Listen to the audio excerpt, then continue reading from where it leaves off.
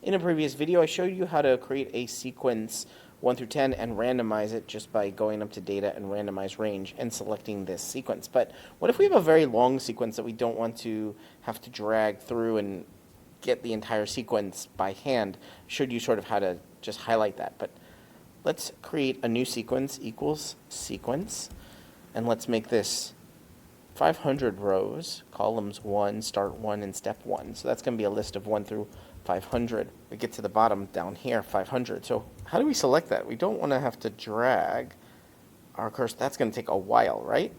So I'm going to show you a trick. I'm going to select the 1. I'm going to press Shift, Command, and I'm going to hit once on the down arrow. Once I hit once, it goes all the way to the bottom because that's the last cell that has data in it before it's a blank cell.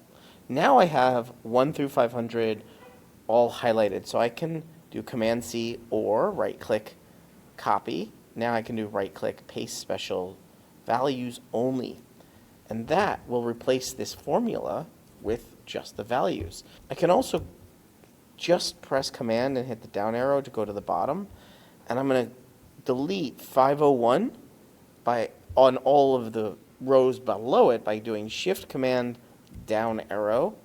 Now right click delete rows, and look at that, I only have 500 rows, so I can select this whole column by just selecting the letter A up here. And now I can go to data, randomize range. I can do that again and again and again, and now I have a random list 1 through 500. It's a very long sequence. Isn't that cool? You're watching Better Sheets here on YouTube. Make sure you check out this video or this video and subscribe right now to get more tips, tricks, how-tos. Get more out of your Google Sheets than you ever have before.